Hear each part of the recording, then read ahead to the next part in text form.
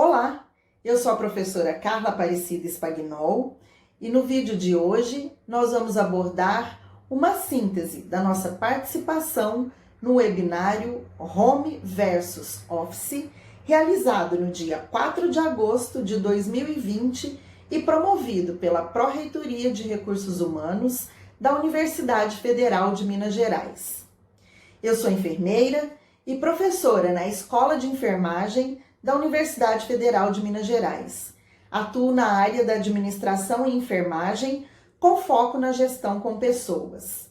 E desde 2009, eu coordeno um programa de extensão, o Laboratório de Gestão de Pessoas, o LAGEP. Nesse webinário, nós abordamos a importância da pausa no trabalho, presencial ou remoto.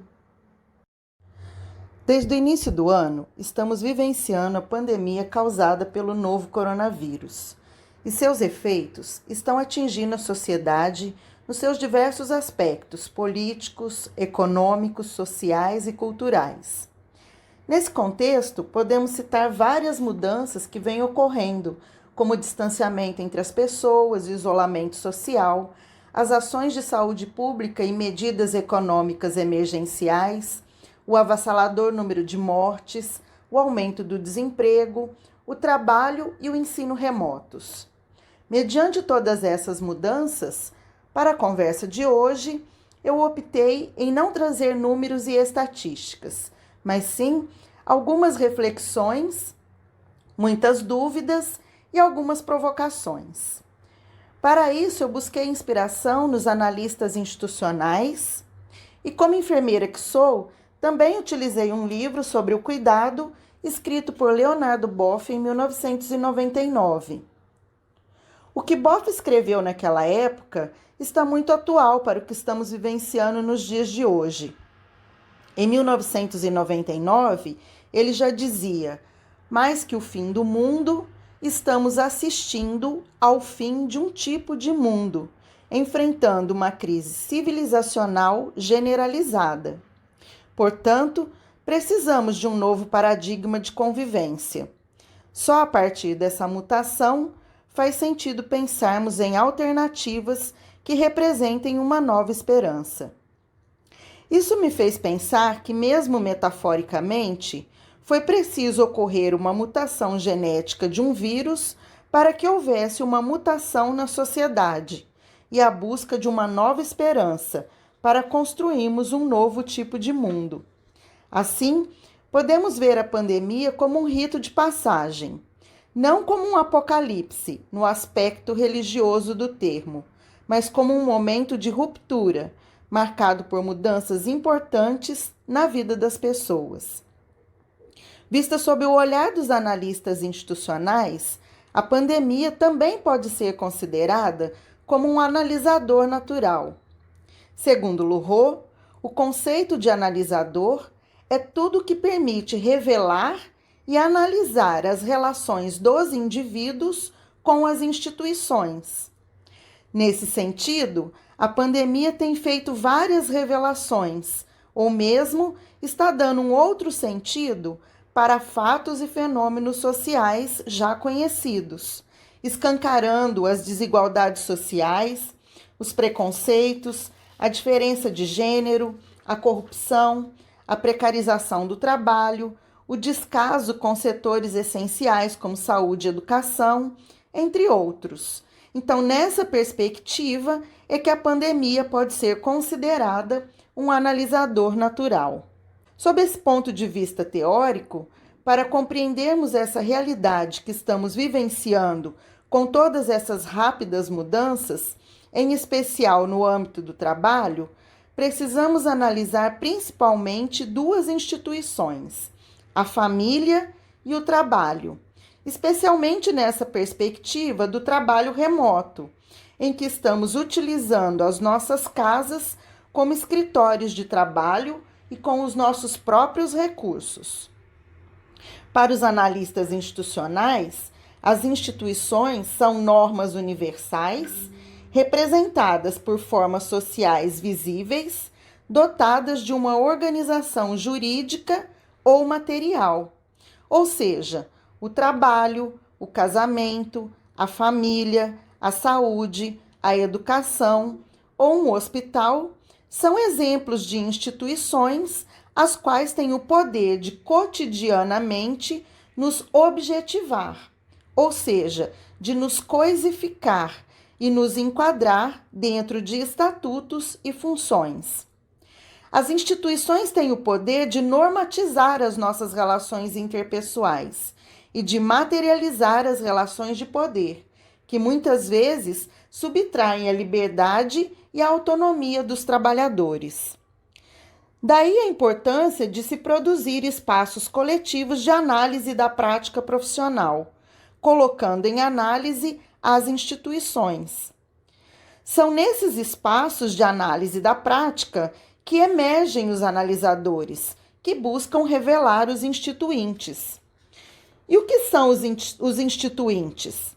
São novas formas de organização, novas ideias e que muitas vezes são escondidas pelos instituídos. Ou seja, essas novas formas são escondidas atrás de normas e regras rígidas que normatizam os processos e as relações de trabalho. O analisador, portanto, vai desorganizar o que está instituído. Ele vai revelar as formas de opressão e submissão e restituir a nossa subjetividade. Por isso, a pandemia pode nos ajudar a compreender as coisas que ela vem revelando e até escancarando, como, por exemplo, a precarização do trabalho, o descaso ou a sua hipervalorização. Bom, eu gostaria de compartilhar com vocês que foi a partir desse ponto de vista teórico que eu pude entender a pandemia como um rito de passagem, em que estamos sendo convocados a repensar a vida. A repensar principalmente a ditadura do modo de ser trabalho, pois nos últimos tempos a nossa vida tem girado em torno do trabalho 24 horas, nos privando de várias outras coisas que também são essenciais, como a família, o lazer, os círculos de amizade, a nossa própria saúde. Coisas que muitas vezes deixamos em segundo plano em detrimento do trabalho. Portanto, também estamos sendo convocados para resgatar o cuidado, como uma das dimensões do ser humano, no seu modo de ser cuidado, como diz Leonardo Boff. Concordo com esse autor que o nosso grande desafio é combinar trabalho com cuidado e compreendermos que esses dois modos de ser no mundo não se opõem, mas sim eles devem se compor. Em síntese, essa necessidade de também resgatarmos o nosso modo de ser cuidado é devido à existência de algo no ser humano que não se encontra nas máquinas, que é o sentimento, a capacidade de emocionar-se, de envolver-se, de afetar e de se sentir afetado. Um computador não tem coração. Mas, segundo Boff, o resgate do cuidado não se faz às custas do trabalho, e sim mediante uma forma de entender e de realizar o trabalho. E para isso, o ser humano precisa voltar-se para si mesmo e descobrir o seu modo de ser cuidado. E essa descoberta não acontece da noite para o dia. No âmbito do trabalho, nós precisamos fazer mais análises e reflexões coletivas. Assim, gostaria de pensar a importância da pausa não só a partir dos aspectos da legislação trabalhista, mas também como esses momentos de reflexão necessários para se repensar vários aspectos do trabalho, quer seja ele remoto ou presencial. E aqui, mais do que respostas, foram surgindo algumas análises e várias questões. Como podemos organizar novas formas de trabalho? Será que não temos que utilizar melhor as tecnologias que temos disponíveis e investir em outras? Como desenvolver de fato o trabalho em equipe, tendo como foco a cooperação? e não entendendo que trabalhar em equipe é fazer um favor para o meu colega de trabalho. Temos que entregar o nosso trabalho, nossos produtos com qualidade, mas também não temos que ter qualidade e melhores condições de trabalho para, inclusive, reduzirmos os riscos ocupacionais? Precisamos repensar as nossas relações hierárquicas e de poder e possibilitarmos o desenvolvimento de verdadeiras lideranças, pois ainda encontramos pessoas que estão em cargos de chefia que são centralizadoras e utilizam modos sutis ou até visíveis de violência, assédio e opressão com a sua equipe.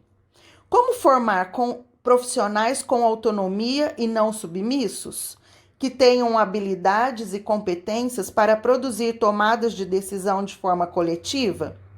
É possível desenvolvermos o nosso trabalho de forma mais criativa e com liberdade de propor ideias e projetos individuais e coletivos?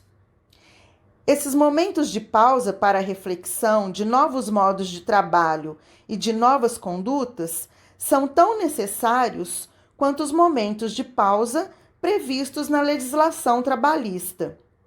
Então, também precisamos trazer à tona a necessidade de se cuidar do trabalhador e dele mesmo se autocuidar, pensando aqui o home como a nossa casa, mas também como o nosso corpo, que precisa ser cuidado.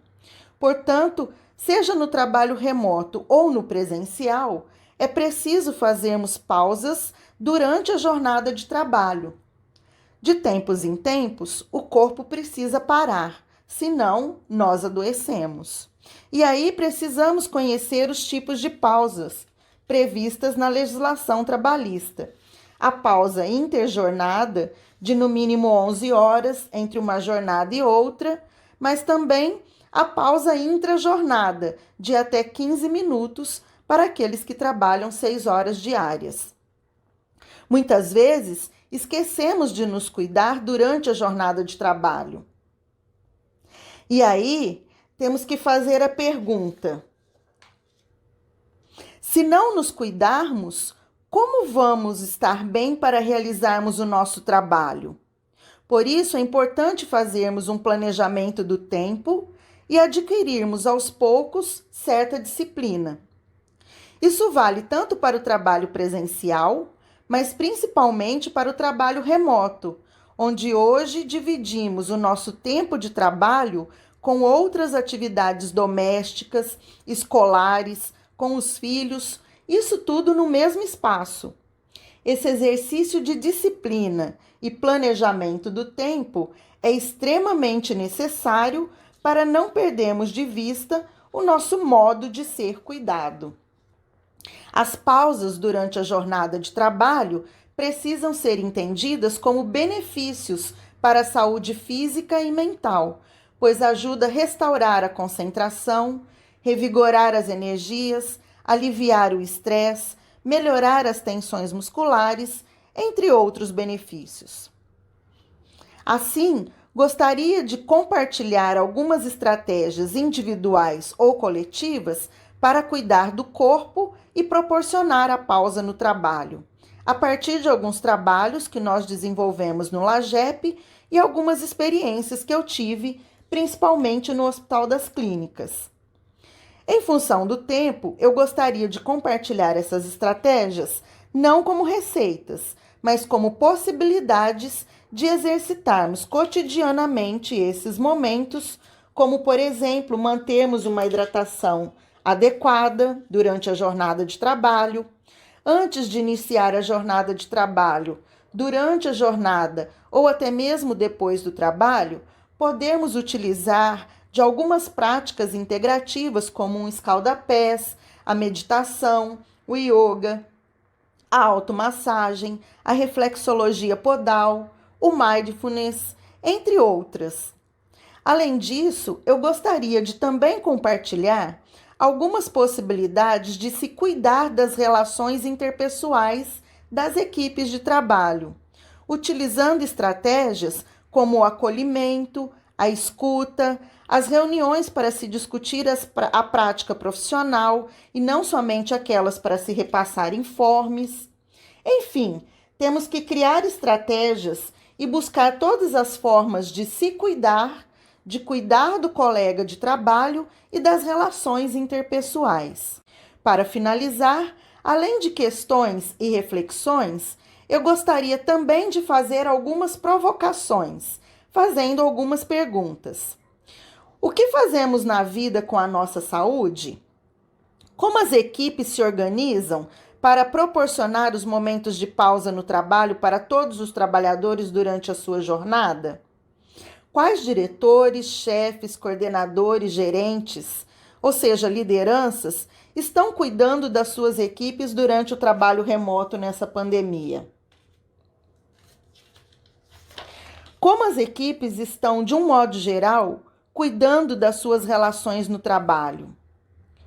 Para buscar respostas para essas provocações, penso que tanto no trabalho remoto quanto no presencial, temos que criar espaços permanentes de análise da prática profissional, para analisarmos as instituições a partir de analisadores que possibilitam compreender o movimento dialético existente entre os seus 3 momentos. E aqui, ao analisarmos a instituição trabalho, podemos exemplificar os seus 3 momentos dialéticos da seguinte forma: o instituído, que são as normas, o que está previsto e consolidado, como, por exemplo, o home office, que já existe em algumas áreas. O instituinte, que são novas ideias, novas formas que confrontam o instituído. O home versus o office, o que nós, docentes e técnicos administrativos, estamos vivenciando hoje na universidade. E a institucionalização, que é o movimento dialético entre o instituído e o instituinte, o que pode vir a ser o home e o office, ou seja, novas formas de trabalho, mas que possam incluir o autocuidado, o cuidado com o trabalhador e com as relações profissionais. E para finalizar, eu deixo uma mensagem de Leonardo Boff para todos vocês. Cuidar do corpo significa a busca de assimilação criativa de tudo o que nos possa ocorrer na vida, compromissos e trabalhos, encontros significativos e crises existenciais, sucessos e fracassos, saúde e sofrimento. Somente assim nos transformamos mais e mais em pessoas amadurecidas, autônomas, sábias e plenamente livres. Bom, eu espero que vocês tenham gostado e eu agradeço, então, imensamente, as pró-reitoras de Recursos Humanos, a professora Maria Márcia e a enfermeira Leonor Gonçalves, pelo convite, então, para poder estar aqui compartilhando essas reflexões. Sigam o Instagram do LAGEP e nós nos encontramos. Até mais!